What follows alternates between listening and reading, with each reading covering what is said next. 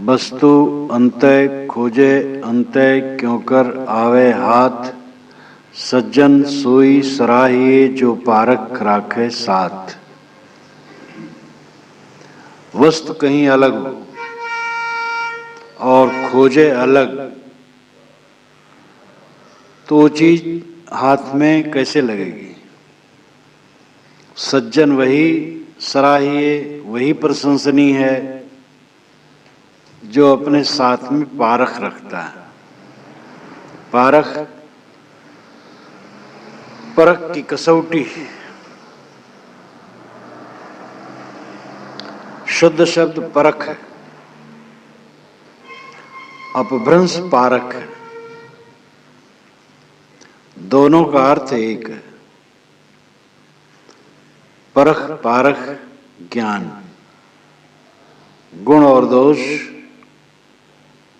की पहचान जिससे हो वह विवेक ज्ञान ही पारक है। सद्गुरु कबीर ने अन्वेक्षी विद्या कही है। अन्वेक्षण और परीक्षण 24 वर्ष पूर्व कौटिल्य अर्थशास्त्रम बना, कौटिल्य का लिखा हुआ, उसमें अन्वेषी त्रयी वार्ता और दंड इन 4 विद्याओं का वर्णन है। अन्वेषकी विद्या सांख्य योग और लोकायत है। तत्व चिंतन जिसमें परीक्षण हो, परख पूर्वक बात मानी जाए, वो अन्वेक्षकी विद्या है। सद्गुरु कबीर अपने युग के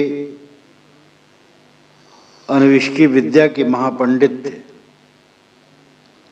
पूरा बीजक पढ़ डालिए, सारा सार विवेचन है। मैं का विवेक, अपने आप का विवेक, ये वस्तु की पहचान है। एक बुढ़िया थी, वह कपड़ा सिल रही थी और उसे बाथरूम जाने की इच्छा हुई, वह गई। वहां से लौटी तो उसकी सुई खो गई थी, नहीं मिली। खोजती रही, नहीं मिली। इतने में नगर पालिका की बिजली जल गई सड़क पर और सड़क पर खोजने लगी। किसी ने कहा, दाई क्या खोजती हो? सुई। कहाँ खोई है? घर में। यहाँ क्यों खोजती हो? क्योंकि यहाँ बिजली जलती है। उसने कहा कि बाहर चाहे जितनी बिजली जल जाए, चाहे जितना प्रकाश हो जाए, सुई नहीं मिलेगी। सुई जहाँ गिरी है वहीं मिलेगी। वस्तु अंत खोजे अंत क्यों करी आवे हाथ। लोग पानी पत्थरों में खोजते हैं, आकाश पाताल में खोजते हैं, बाहर खोजते हैं। वस्तु हृदय में है और बाहर खोजते हैं। साहब कहते वही सज्जन प्रशंसनीय है जो अपने साथ में परख रखता है।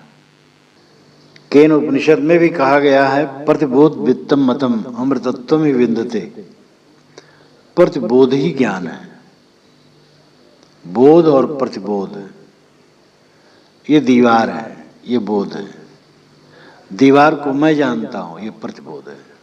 प्रति कहते लौटने को, प्रतिबिंब, प्रतिध्वनि, प्रतिक्रिया, प्रतिबल। प्रति है लौटना।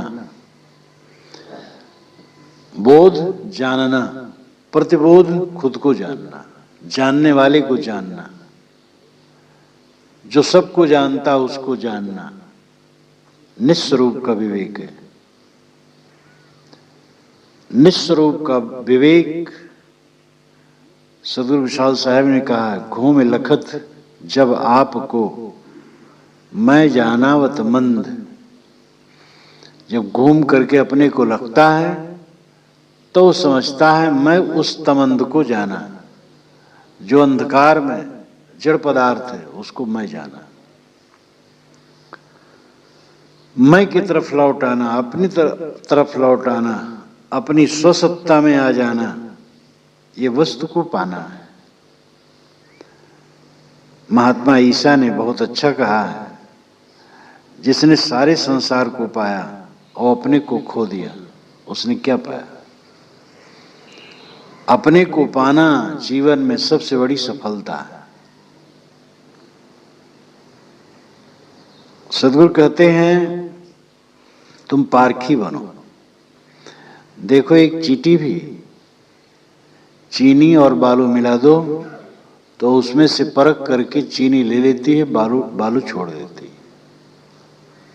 तुम मनुष्य हो और तुम्हें विवेक नहीं है कि पूज्य क्या है, अपूज्य क्या है, ग्राह्य त्याग क्या है, खाद्य क्या है, पेय अपेय क्या है। अच्छे पढ़े लिखे लोग सिगरेट पीते हैं, शराब पीते हैं, तंबाकू खाते हैं, पान खाते हैं, समझते नहीं है कि खाने की चीज क्या है और न खाने की चीज क्या है। सब जानते हैं कि जीव के साथ में कुछ नहीं रह जाता है, तो संसार की चीजें मोह करने की कहां है? मोह तो उसमें करना चाहिए जो कभी अपने से अलग ना हो, और जो कभी अपने से अलग नहीं होता है वो अपना आपा है। अपने आपा में कोई मोह करे तो उसका बेड़ा पार हो जाए। आपा का मतलब देह नहीं, आपा का मतलब चैतन्य स्वरूप, आत्मा। जो अपने आत्मा में प्रेम करे, मोह करे, जो आत्मस्थित के बिना न रह पावे, आत्मरत हो, आत्मलीन हो, आत्मतुष्ट हो, उसका कल्याण होगा। परख की बात यह है कि जो चीज अपनी न हो उसमें मोह न करे, और दुनिया की कोई चीज अपनी नहीं। वस्तु अलग है, खोजते अलग है। वस्तु स्वयं है और स्वयं को छोड़ करके बाहर भागे जा रहे हैं। पारख बिना विनाश से कर विचार हो भीन। इसी प्रकरण में सद्गुरु ने अन्यत्र भी कहा है कि पारख के बिना तुम्हारा विनाश है, परीक्षा के बिना विनाश है। विवेक तुम नहीं करते हो इसलिए पतित होते हो। विचार करो और भिन्न हो। भिन्न कुछ है तो भिन्न होने के साहब कहते हैं। पारख बिना विनाश है, कर विचार हो भीन, अलग हो जाओ। इसीलिए श्री रामराज साहब ने कहा, बंदों सन्मुख पारखी। मैं पारखी की वंदना करता हूं, जो परखे, जो समझे। जो परखे नहीं वो किस काम का?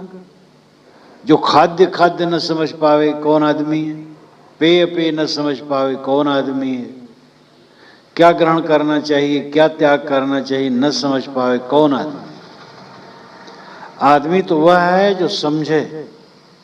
सुनिए सबकी निवेरिए अपनी, सेंदूर का सिंधोरा, झपनी की झपनी।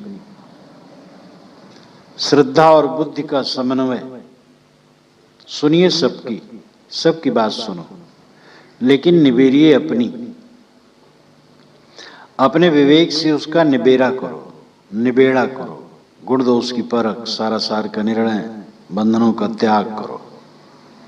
सेंदूर का सिंधोरा, झपनी की झपनी। सेंदूर का सिंधोरा होता है तो उसमें ढक्कन लगा रहता है घुमावदार, और दर्पण भी लगा रहता है। झपनी भी है, उसमें दर्पण भी है।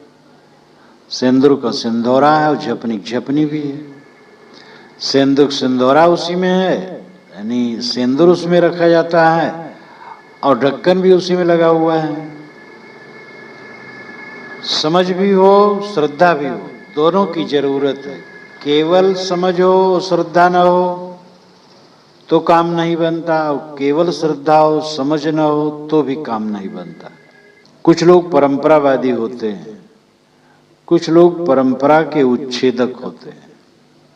वो दोनों धोखे में होते हैं। परंपरा को छोड़ करके आदमी जी नहीं सकता है, इसलिए परंपरा का खंडन करना समझदारी नहीं। लेकिन परंपरा की सारी बातों को लेकर के भी कोई जी नहीं सकता। इसलिए परंपरा पर पुनर्विचार न करना समझदारी नहीं। सुनिए सबकी बात सुनो। आज एक नई पीढ़ी ऐसी उदय हुई है कि समस्त धर्म शास्त्रों को पानी में डाल देने की राय देती है। उसे चिढ़ है। हनुमान जी सूरज निकल गए, ये बात सुन करके उसको चिढ़ होती है। 13 लाख गुना बड़ा पृथ्वी से सूरज, दहकता हुआ आग का पिंड, कैसे हनुमान जी निकल जाएंगे? पंडित कहते हैं लिखा है इसलिए सच है, मानना पड़ेगा। तो आज की पीढ़ी कहती है तो तुम्हारी सारी चीजें नहीं मानना है, कुछ नहीं मानना है। तुम ऐसा बकवास करते हो तो कुछ नहीं मानना है। रामकृष्ण अवतार हैं, मोहम्मद पैगंबर हैं, ईसा ईश्वर के पुत्र हैं। तो आज की पीढ़ी कहती है ये कुछ नहीं। ये सब मनुष्य को कितनी दुर्बलताएं इन लोगों में हैं। तो परंपरावादी कहते नहीं, ये वैसे मनुष्य नहीं है, जैसा हम कहते वैसा मानो। तो नई पीढ़ी कहती है हम बिल्कुल नहीं मानना चाहते। अनेक बातें ऐसी हैं जो विवेक के अनुकूल नहीं है। पुस्तकें मनुष्य की बनाई हैं, कहते हैं ईश्वर ने बनाया है। ईसा ने 8 रोटियों और 6 मछलियों से हजारों लोगों को खिला दिया और 10-12 झावे रोटी और मछलियां बच गई, ये लिखा है। हजरत मोहम्मद ने उंगली हिलाई और चांद के 2 टुकड़े हो गए एक क्षण के लिए। काकभूषुंड जी 1 खरब पौने 16 अरब बरस तक एक ही आश्रम पर रहे जब वो गणों से मिले। कोई लाखों करोड़ों बरस जी रहा है बिला सिर पैर की बातें। इन बातों को सुन करके आज का तर्कशील कहता है धार्मिक पोथियों को पानी में फेंक दो, ये हमें जाहिल बनाती हैं। जन्म से आदमी अछूत होता है और जन्म से बड़ा होता है। किसी वर्ग का आदमी जन्म से ही पुनीत है, चाहे कितना घृणित काम करता हो। और अमुक वर्ग का आदमी चाहे कितना पवित्र हो, अछूत है, ये किताब में लिखा है। तो आज का तर्कशील व्यक्ति कहता है ऐसी किताबों को पानी में फेंको। परंपरावादी कहते हैं जो धर्म ग्रंथ में लिखा हो सच है, क्योंकि ईश्वर का वचन है, ईश्वर सर्वज्ञ है। अथवा भविष्य वक्ताओं का वचन है, त्रिकालदर्शी ऋषियों का वचन है, वो झूठ नहीं हो सकता है। तो आज की पीढ़ी कहती है तो बिल्कुल बेकार, उसका नाम न लो। ऐसा त्रिकालदर्शी जिसको इतनी अकल न हो कि जो विवेक की बात कर सके, उसका नाम मत लो। इस प्रकार नई पीढ़ी परंपरा का एकदम उच्छेद करने के लिए तैयार है। पुरानी पीढ़ी परंपरा में सट करके सड़ रही और कहती सब सड़ो। इसलिए दोनों में टुटन है। विदेश में ये टुटन बहुत हो गई है, भारत में भी ये टुटन बड़े जोर से चल रही है। 20 वर्ष के पहले जो टुटन नहीं थी आज है, और आगे 1-2 पीढ़ी में ये टुटन और भयंकर हो जाएगी।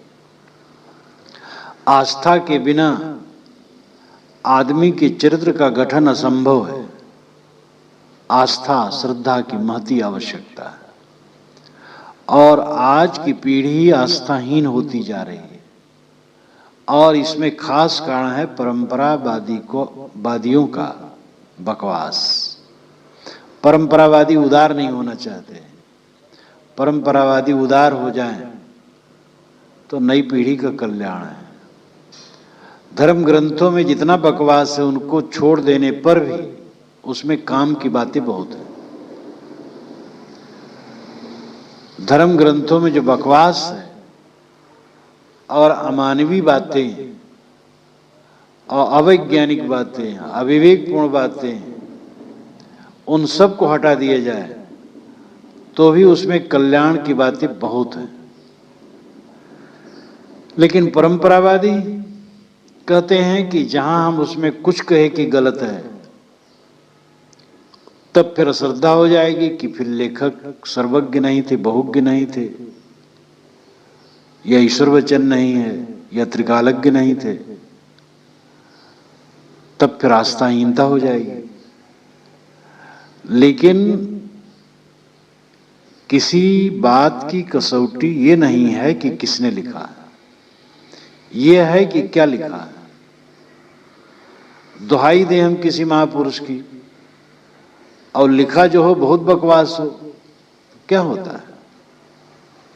अपनी आंखें फोड़ करके मानना अनुचित है। इसलिए परंपरावादियों को ध्यान देना होगा, वे तर्कहीन बातें करना छोड़ें और अपनी आंखें बंद करके मत समझें कि अगली पीढ़ी अपनी आंखें बंद रखेगी, वो विचार करेगी। आज से 500 वर्ष की पूर्व कही हुई बात सदगुरु कबीर की आज भी नई और पीढ़ी को जोड़ने के लिए पुल है। सुनिए सबकी, निबेरिए अपनी, सबकी सुनो, अनादर मत करो। वेद पढ़ो, कुरान पढ़ो, बाइबल पढ़ो, जिंदा बेचता पढ़ो, दुनिया के और जितने ग्रंथ जिस मत मतांतर के जो समझ में आवे शक्ति चले पढ़ो। सब पढ़ भी नहीं सकते हो, काम की चीज पढ़ो, लेकिन घृणा न करो किसी मत से, किसी ग्रंथ से, किसी महापुरुष से घृणा न करो। राम को भी समझो, कृष्ण को भी समझो, ईसा मोहम्मद को भी समझने की चेष्टा करो, बुद्ध महावीर को भी समझो, कबीर को समझो, सनत कुमार को समझो, सबको समझो, लेकिन विवेक दृष्टि से समझो, आंख मूंद करके नहीं। सुनिए सबकी, कोई कहता है सुन लो, अनादर मत करो, लेकिन निबेरिए अपनी, अपने विवेक से उसका निर्णय करो। विवेक शक्ति को बल न चढ़ाओ। नायागमा सहस्मवघटम पटवितम इष्टे, हजारों वेद वचन घड़े को कपड़े नहीं बना सकते। घड़ा घड़ा है, कपड़ा कपड़ा है। इसलिए विवेकवान बनो। सिंदूर का सिंदूरा, झपनी की झपनी। साहब की आदत है उदाहरण दे करके समझाना, जिससे वस्तु बोध सरल हो जाता है। इसलिए कहते देखो सिंदूर का सिंदूरा होता, उसमें झपनी भी लगी रहती, और सिंदूर भी है और ढक्कन भी। वो पात्र है जिसमें सिंदूर रखा जाता है और ढक्कन भी। ऐसे बुद्धि भी रखो, श्रद्धा भी रखो। बिना श्रद्धा के बह जाओगे और बिना बुद्धि के भी कहीं नहीं रह जाओगे। श्रद्धा और बुद्धि का जहां समन्वय है वहां विवेक है और वहीं कल्याण है। बाजन दे बाजंतरी, तू कल कुकुही मत छेर, तुझे बिरानी क्या परी, तू अपनी आप निवेर। बाजन दे बाजंतरी, बाजंतरी मतलब बाजा, बाजा को बजने दे। बाजन दे बाजंतरी का अर्थ हुआ शाब्दिक बाजा को बजने दे, और लाक्षणिक अर्थ है बाजन दे बाजंतरी, जो बकबक करने वाले हैं उनको बकबक करने दे। तो कल कुकुही मत छेर। जैसे बाजा बज रहा हो, बड़ी जोर से बाजा बज रहा हो, अब उसमें तुम कल कुकुही छेड़ो। कुकुही एक छोटा सा बाजा, कल कोमल, कोमल आवाज छेड़ने वाला, कल कुकुही। कुकुही का कल यहां विशेषण है। कल कुकुही यानी मध्यम स्वर निकालने वाला बाजा। क्या छेड़ते हो? मत छेड़। छेड़ना नाम शुरू करना। बड़े जोर से बाजा बज रहा, नगाड़ा, और बड़े जोरों जोरों की आवाज, और उसमें एक मध्यम आवाज का बाजा तुम बजाने जा रहे हो, क्या फायदा हो? कौन सुनेगा? बाजन दे बाजंतरी, बाजा को बजने दे। जोर जोर से बाजे बज रहे हैं, उसके बीच में तुम अपना कोमल आवाज छोड़ने वाले बाजे को मत छेड़, मत शुरू कर। अभिप्राय है बाजन दे बाजंतरी, बकबक करने वालों को बकबक करने दो, तू कल कुकुही मत छेड़। तो कल यहां विशेषण कल नहीं है, दूसरे अर्थ में कल नाम कोमल, तुम कोमल विचार की साधक हो, कुकुही को मत छेड़ो। कुकुही नाम बनमुर्गी, बनमुर्गी को बंस मुर्गी भी कहते हैं। जब मैं इसकी टीका लिख रहा था, ऐसा संजोग था कि इसकी टीका लिखने के पूर्व प्रथम बार जब मैं मोहम्मद नगर में लिखा बैठ करके बस्ती जिले में, तो सुबह उठ करके आता था बाहर, कुटी पर स्नान करता था, स्नान करके जाता था। जब स्नान करके जाता था तो सूरज निकल आता था, ये वर्षा का टाइम था। तो देखा तो एक बनमुर्गी पुक पुक पुक पुक बोल रही है। जब मैं स्नान करने आया हूं, अधियार था, और दूसरे समय भी वहीं स्नान करने आता था। दूसरे समय आया 2 बजे, तो भी वो पुक पुक बोल रही है। आसपास में लोग निदाई करते थे। मैंने कहा ये सुबह बोल रही थी और क्या बीच में इसने विश्राम लिया है? तो लोग कहे साहब दिन भर ऐसे बोल रही है। तो बनमुर्गी जब बोलने लगती है तो दिन भर बोलती रहती है। तब मैंने कहा कि साहब की बात कितना उनको अनुभव था। तो कल कुकुही मत छेड़, कुकुही बनमुर्गी बंसमुर्गी को मत छेड़। ये पुक पुक पुक पुक करने वाले करते रहे, पकपकाते रहे, बकबकाते रहे। कबीर साहब निर्णय करने में निर्भय हैं, लेकिन बकवासी से बचने की राय देते हैं। ये नहीं कहते हैं कि जो बकवासी हो उसके पीछे पड़ो। शास्त्रार्थ क्या है? बकवास। अनपढ़ अनाड़ी जब आप क्रोध में अहंकार में आते हैं तो लाठी उठाते हैं, और पढ़े लिखे अनाड़ी जब अहंकार में आते हैं तो शास्त्रार्थ करते हैं। और शास्त्रार्थ में कभी समाधान नहीं होता। जिसकी लाठी भैंस उसी की, चपल विपुल जन जीत किसी की। जो बोलने में तेज हो, बकबक करने में तेज हो, वही शास्त्रार्थ में जीतता है। समाधान कुछ नहीं।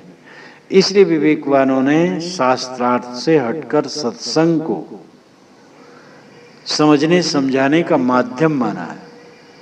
जो सात्विक चर्चा है, अपनी कहे मेरी सुने, ये सात्विक चर्चा है। तो बाजन दे बाजंतरी, तू कल को कोई मत छेड़। बकबक करने वालों को बकबक करने दे, और तुम कोमल साधक हो, कुकुही को मत छेड़ो। तू कल है, कोमल है, साधक। कल कहते कोमल को। कलरव, पक्षी कलरव कर रहे थे, कोमल आवाज कर रहे थे। तू कल है, कोमल है, साधक है, कुकुही को मैं क्या छेड़ता है? ये बनमुर्गी दिन भर बोलने वाली, और तो नम्र सरल साधक, तो इनसे अपना माथापच्ची क्यों करता है? कभी कभी ऐसे लोग मिलते हैं जो पीछे पड़ जाते हैं, तो उनसे बात करने का तरीका यह है कि तुम उनके सिद्धांत में केवल प्रश्न करो और अपना कुछ सिद्धांत न रखो। किसी को थकाने के तरीका है। अगर कोई बहुत पीछे पड़े तो ये उपाय कर सकते हो, लेकिन इसमें अपने बल को देख लो। तुम्हें संबंधित विषय में ज्ञान होना चाहिए। उसके विषय में जो प्रतिवादी आया है उसके सिद्धांत का पूरा ज्ञान होना चाहिए, और प्रगल्भ बुद्धि होनी चाहिए। निपुणता से कह सको, पूछ सको, तर्क कर सको। और ये बल ना हो तो भी नहीं करना चाहिए।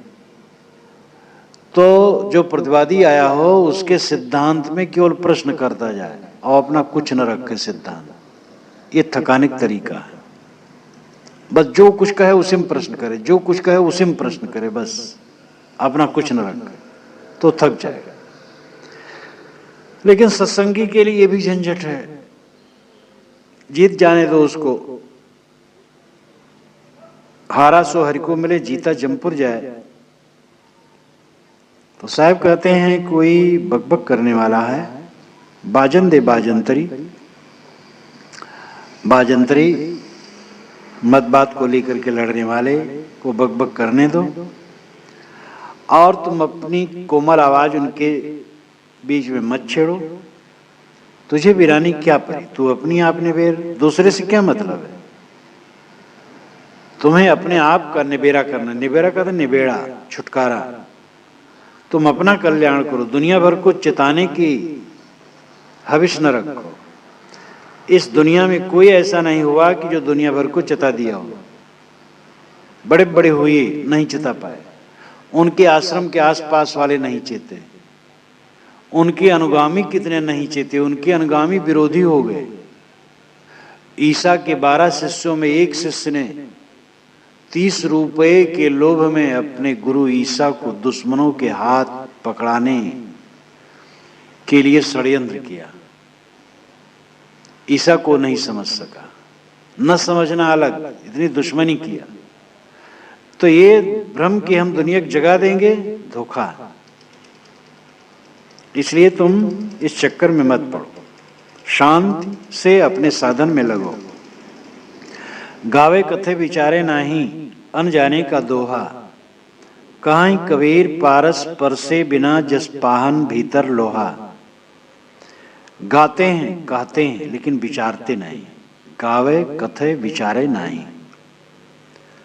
गाते हैं दोहा, चौपाई, पद, श्लोक, ग्रंथ खूब गाते हैं, और कथते हैं, प्रवचन करते हैं, कथा करते हैं, किंतु विचारते नहीं। अपने जीवन को सुधारने के लिए प्रयास नहीं करते, तो अनजाने का दोहा, अनजाने का दोहा हो जाता है। दोहा से मतलब कोई भी वचन, दोहा तो एक दोहा छंद है, लेकिन यहाँ लाक्षणिक अर्थ है कोई भी वचन वो अनजाने का हो जाता है। जानना और न जानना बराबर रहता है, बल्कि न जानने वाले अच्छे रहते हैं। बहुत जानने वाले जो आचरण नहीं करते हैं, वो अपनी जानकारी से अपने दोषों को ढांकते हैं।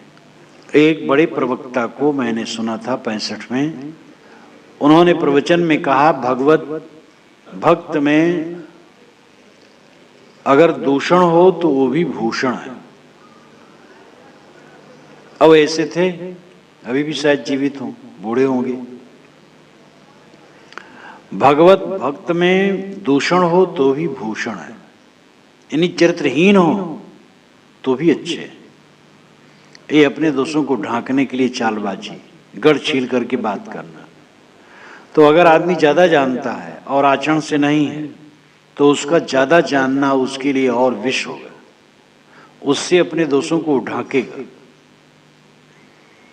इसलिए न जानना अच्छा है, हाँ जाने और आचरण करे तब ठीक है। कहां कबीर पारस परसे बिना, जिस पान भीतर लोहा। साहब कहते हैं कि पारस पत्थर के बीच में लोहा पड़ा हो लेकिन मूर्छा लगाओ, तो मूर्छा का पर्दा होने से वो सोना नहीं बन पाता है। पारस पत्थर से छू जाए सोना लोहा तो सोना हो जाएगा, लेकिन मूर्छा लगा है तो मूर्छा पर्दा है। यद्यपि कहावत काल्पनिक है, अगर अंदर में पर्दा है, कपट है, छल है, तो ज्ञान की बातें सुन करके भी आचरण में उतर नहीं सकती। कहां कबीर पारस परसे बिना, जिस पाहन भीतर लोहा। पत्थर, पारस पत्थर के बीच में ही लोहा पड़ा हो, लेकिन मूर्छा लगा रहने के कारण वो सोना नहीं होता। कोई ज्ञान के ग्रंथ में ही पड़ा रहे, पारखियों के बीच में ही हरदम बैठा रहा है, लेकिन उसके अंदर में पर्दा हो, कपट हो, तो फिर वो ग्रहण नहीं होगा। इसलिए केवल गाना, कथन करना पर्याप्त नहीं। आदमी को चाहिए कुटिलता छोड़कर सरल हो। अन्य विद्वानों ने भी कहा है, अपे दीक्षित ने कहा, नीतिज्ञा नीतिज्ञा विदज्ञा विभवन्ति शास्त्रज्ञा। ब्रह्मज्ञापलभ्य सुज्ञान ज्ञानिनो विरला। नीत के जानने वाले, ज्योतिष के जानने वाले, वेद के विद्वान, शास्त्रों के विद्वान और ब्रह्म ज्ञाता दुनिया में बहुत हैं, लेकिन अपने अज्ञान को जानने वाले बहुत कम लोग हैं। बहुत मार्मिक वचन है। युधिष्ठिर ने कहा, पठका पाठका सेविचान्य शास्त्र विचिंत का सर्वे व्यसनिनो मूर्खा यह क्रियावांश पंडिता। पढ़ने वाले, पढ़ाने वाले, शास्त्रों के चिंतन करने वाले सब व्यसनी और मूर्ख हैं। जो आचरण संपन्न है वो पंडित है।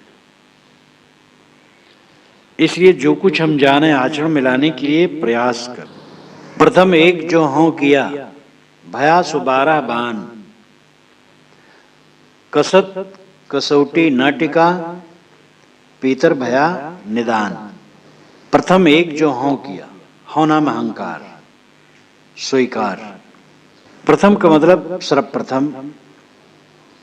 ये माना जाता है कुछ मत द्वारा कि सर्वप्रथम केवल एक ब्रह्म था और कुछ नहीं था। उसने सोचा कि मैं एक हूं परंतु बहुत हो जाऊं,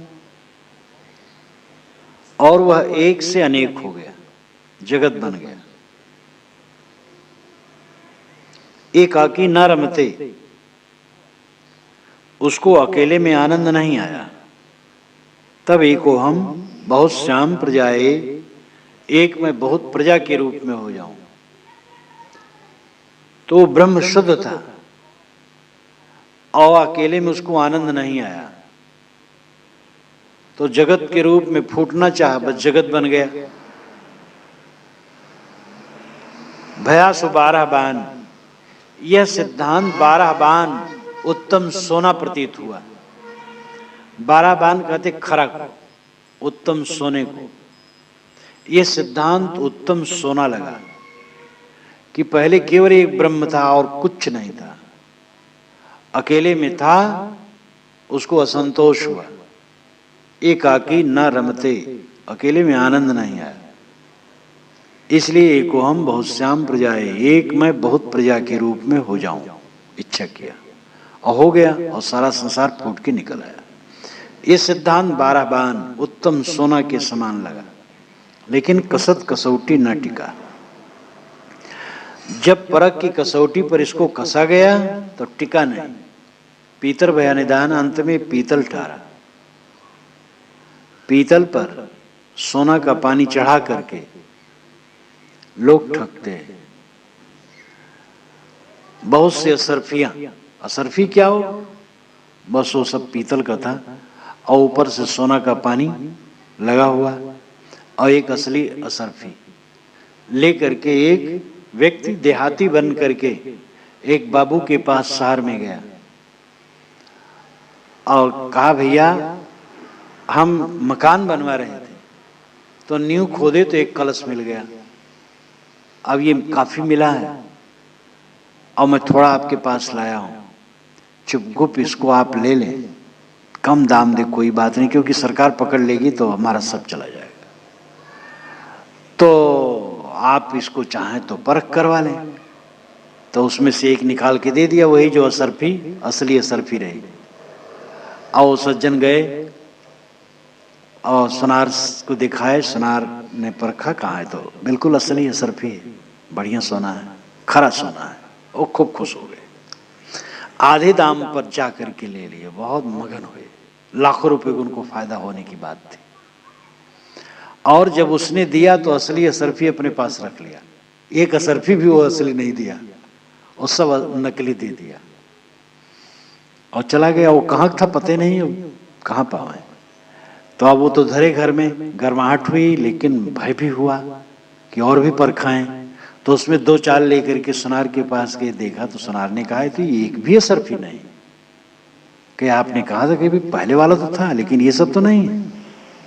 सब परखवाया तो सब बेकार, 2 कौड़ी के नहीं, लाखों रुपए का नुकसान उनका हुआ।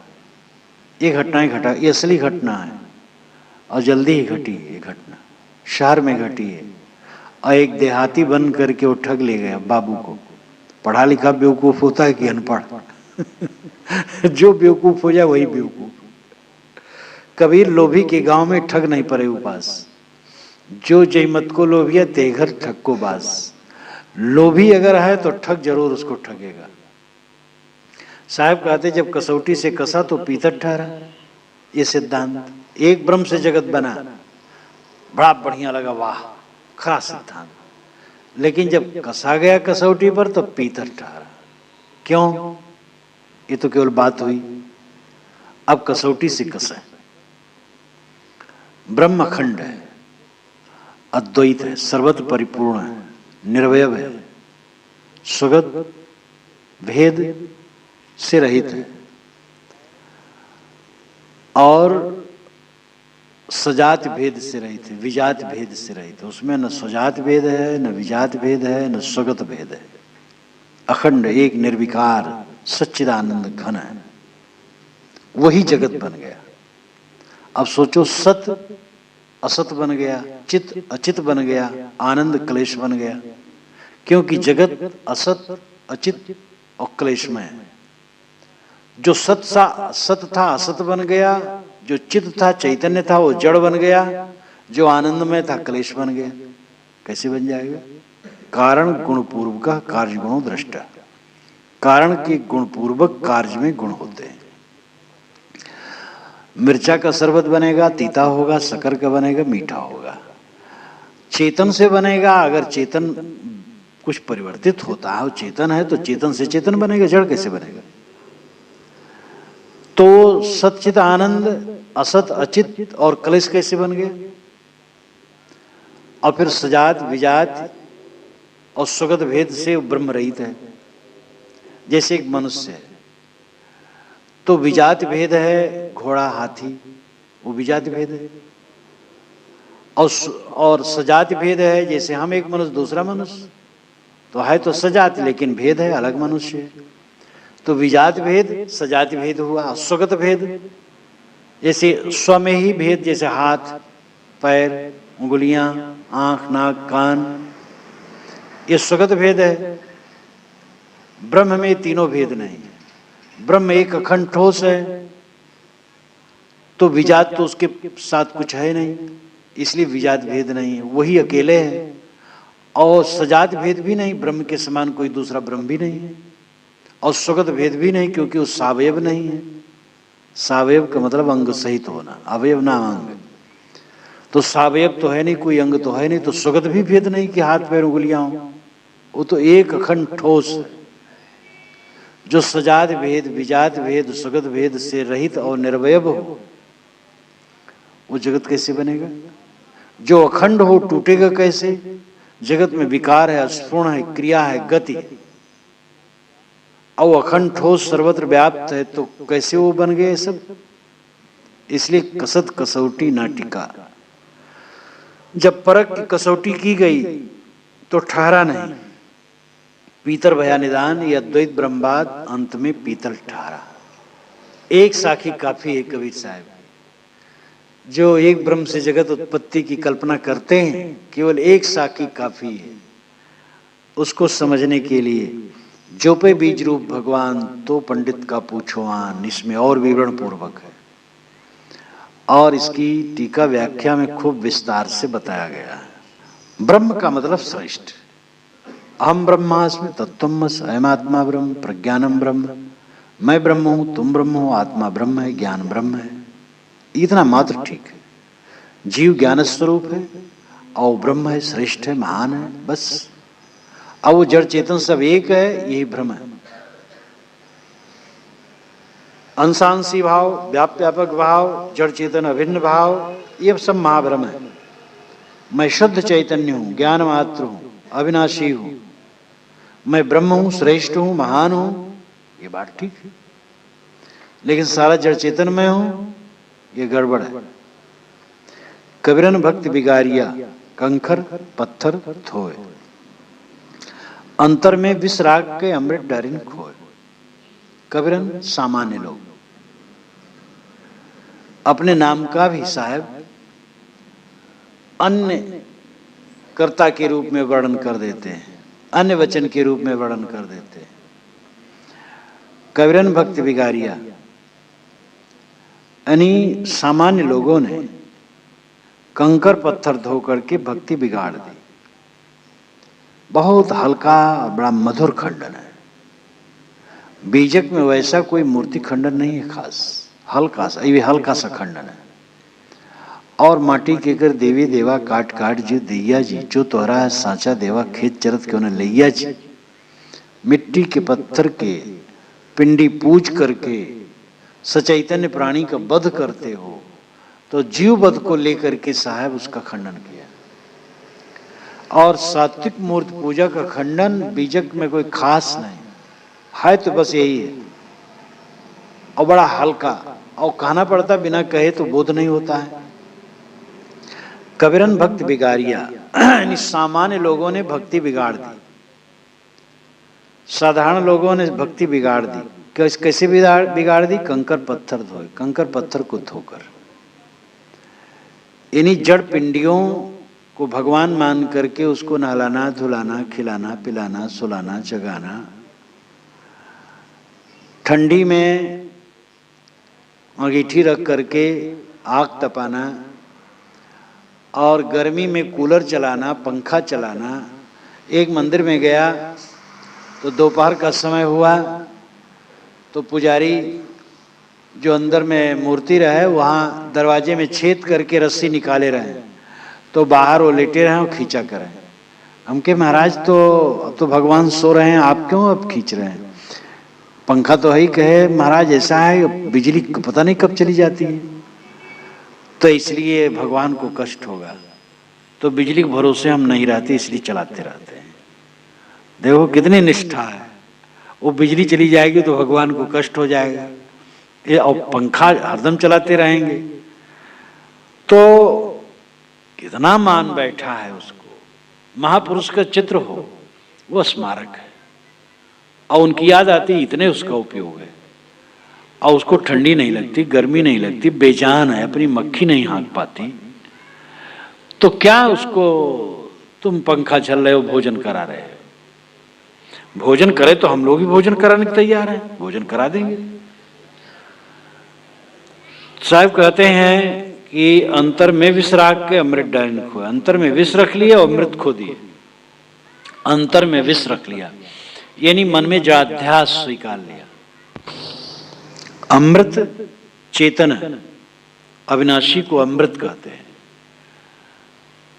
और विष विषय वासना है, विष जड़ पदार्थों का अध्यास है। तो जो अमृत बोध है, अविनाशी का बोध है, उसको खो दिए और जड़ाध्यास स्वीकार लिए।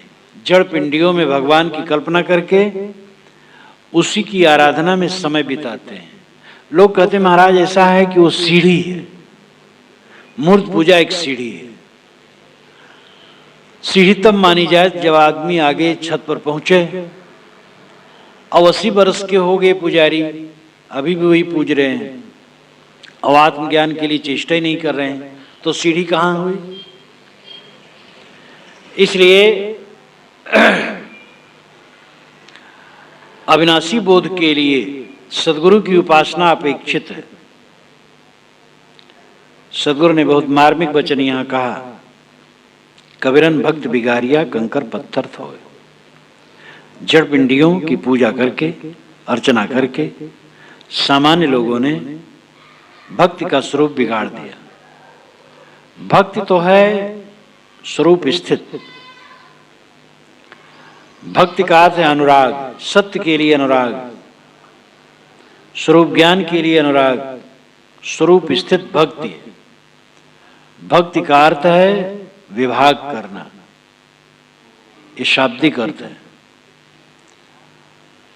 प्रकृति से अपना विभाग कर लेना, जड़ से हट जाना, असली भक्ति है।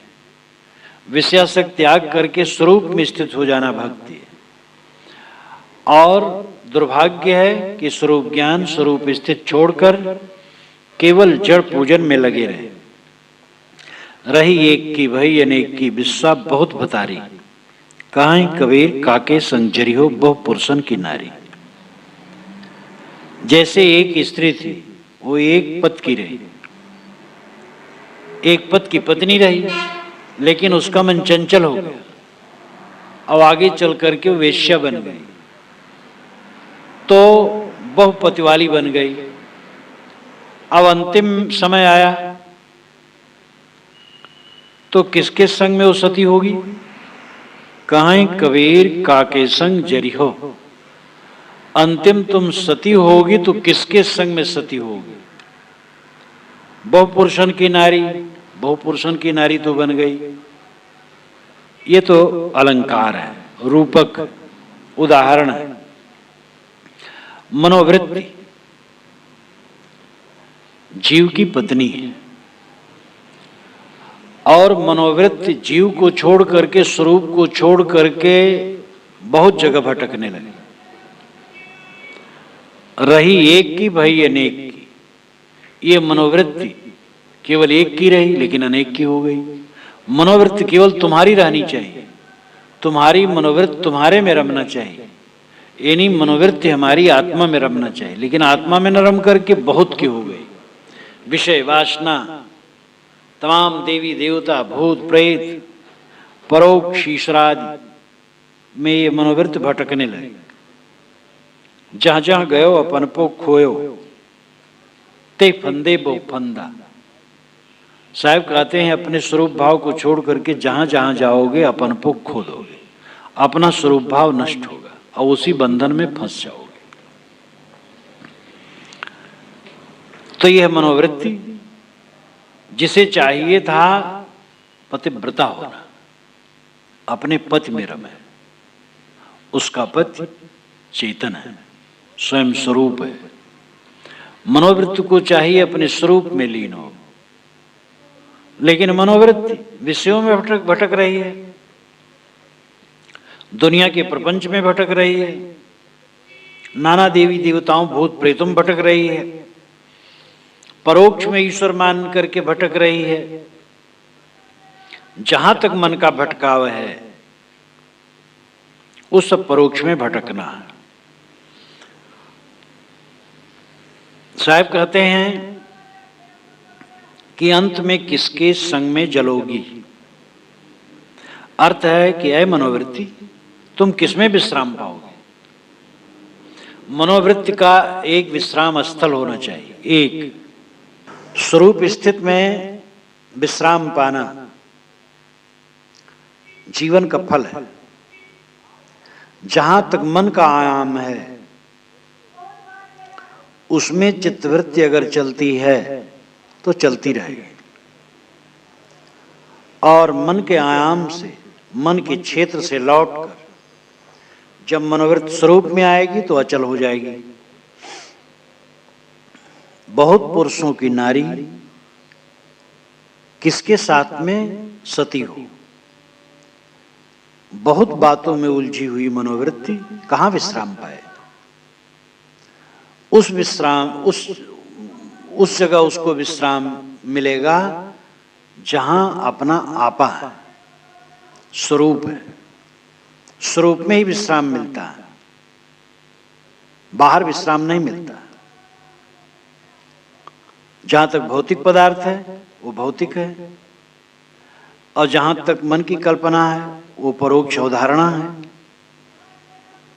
किसी मूर्ति में, किसी चित्र में विश्राम माने तो वो एक मन को ठहराने के लिए है। किसी कल्पना में विश्राम माने वो भी मन को ठहराने के लिए है, अभ्यास के लिए, केवल कि मन अभ्यासी हो जाए, एकाग्र होने के लिए। अविचल विश्राम स्वरूप में मिलेगा। इसलिए अमनोवृत्ति भटकना छोड़, अनेक देवी देवताओं का पचड़ा छोड़, अनेक कल्पनाओं विषय वासनाओं को छोड़ और अपने स्वरूप में लौट। तन बोहित मन काग है, लक्ष्य योजन उड़ जाए। कबहीं की भर में अगम दरिया, कबहीं गगन रहा है। तन बोहित मन काग है। बोहित नाम जहाज, जैसे एक जहाज हो, और किनारे पर लगा हो और रात में जहाज छूट गया और उस पर कौवा एक बैठा हो, कौवा तो सो रहा है, रात रात जहाज निकल गया बहुत दूर 50 कोस। अब प्रकाश हुआ, कौवा चारों तरफ देखता, पानी पानी, कहीं पेड़ नहीं, घबरा जाता, उड़ता है, उड़ते उड़ते बहुत दूर तक उड़ता, कहीं नहीं पाता तो लौट के फिर वहीं आ जाता है और परेशान होता है। तन बोहित मन काग है, इस शरीर बोहित है, जहाज है, और मन कौवा है। लक्ष्य योजन उड़ जाए, लाखों योजन उड़ जाता है। कभी भर में अगम दरिया, कभी अगम दरिया में भरमता है, और कभी गगन रहा है, कभी आकाश में रहता है, अब विश्राम नहीं पाता है। शरीर रूपी जहाज पर मन रूपी कौवा बैठा है। ये उड़ जाता है, इसका मतलब नहीं कहीं उड़ जाता है, याद करता है, याद करना ही उड़ जाना है। हमारा मन बंबई चला गया, कलकत्ता चला गया, तो चला नहीं गया, यहीं से ख्याल हो गया। कभी के तो अगम दरिया में भरमता, अगम दरिया नाम संसार, स्त्री पुत्र परिवार धन दौलत मान बढ़ाई हान लाभ हर्ष शोक, इसमें भटकता है। और कभी कभी आकाश में उड़ जाता है, आकाश में उड़ करके अपने पंखे फड़फड़ाता है, यानी कभी कभी वो विचार करता है। रागी से रागी आदमी भी सोचता है, अरे छोड़ो सब झंझट, कुछ नहीं रखा। कई रागी आदमी भी कहते, महाराज कभी कभी मन कहता छोड़ के चला जाऊं, जंगल में भजन करो। अब वो कभी गगन रहा है, आकाश में उड़ने की बात यही। लेकिन क्षणिक विराग से काम न पूरा, सदा विवेक करे सोई सूरा। क्षणिक विराग से काम न बनेगा, जो सदैव विवेक करे वो सूरवीर, वो जुगनिक के समान चमका और बुझा, चमका और बुझा, वो वैराग कहीं काम करेगा, अखंड वैराग काम करेगा। तो कभी भर में अगम दरिया, कभी तो अगम दरिया में भटकतानी अपार संसार सागर में डूबा रहता है, और कभी कभी फड़फड़ा करके आकाश में उड़ जाता है। कभी कभी लगता कुछ नहीं, अंत में क्या होगा, भजन करो, साधन करो, छोड़ो सब। साहब कहते अध कचरापन, इस अध कचरेपन से काम न बनेगा, बोध से काम बनेगा।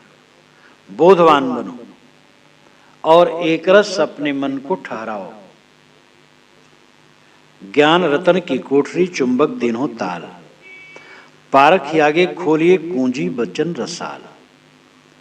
ज्ञान रतन है, हृदय कोठरी, चुंबक का ताला है, और जो पात्र है उसके श्रोता वो पारखी हो, और रसाल वचन मीठे वचन रूपी कुंजी से उसको खोलो। सारे रूपक कितने सुंदर हैं। रतन, रत्न, रत्न 9 माने गए हैं, माणिक, नीलम, लासुनिया, हीरा, पन्ना, पुखराज, मूंगा, मोती, गोमेद। बहुत से रतन हो और कोठरी में कोई बंद किए हो और ताला लगाए हो, तो तभी खोलेगा जब उसका कोई पारखी आए, परखे और खरीदे। साग भाजी बेचने वालों के सामने वो क्या खोलेगा, वो जान ही नहीं पाएंगे। तो ज्ञान रत्न है, और विवेकवान अपने हृदय रूपी कोठरी में उसको बंद रखते हैं और चुंबक का ताला लगा देते हैं। चुंबक नाम आकर्षक, आकर्षक ताला, मौन, शांत। जो हमारा ज्ञान हो वो पचे हमारे में। अगर ज्ञान पचता नहीं तो ज्ञान बेकार है। कई सभाओं में लोग चिट्ठी देते हैं कि महाराज थोड़ा हमें बोलने का अवसर दे। बेकार, अरे जो तुम जानते हो पचाओ अपने। कितने लोग समय दो तो कई बार कहते क्या कहें, समय मेरा जवाब दे रहा है। बातें तो बहुत कहने की हैं, अरे तुम 2 मिनट में अपनी बातें कह सकते हो, जितना समय मिले उससे कम में कहो। चुंबक दिनो ताल, चुंबक, इसीलिए साहब ने चुंबक रहनी है, गंभीर रहनी का ताला लगा दो। जो जानते हो पचाओ, बक बक बक मत करो। बदो तो पंच, ना बदो तो पंच। कितने गांव में होते हैं उनको बदो तो पंच रहेंगे और न बुलाओ तो भी पंच रहेंगे और बना हुआ काम बिगाड़ देंगे। ऐसे कितने उपदेष्टा होते जिनका मुंह चरचराया रहता, बिना बोले रह नहीं पाते, और उनके प्रवचन को सुनने के लोग घबराते हैं। कई बार तो ऐसे भी प्रवक्ता सामने आए कि जो प्रवचन इतना किए कि आगे वालों ने दीपक बुझा दिया,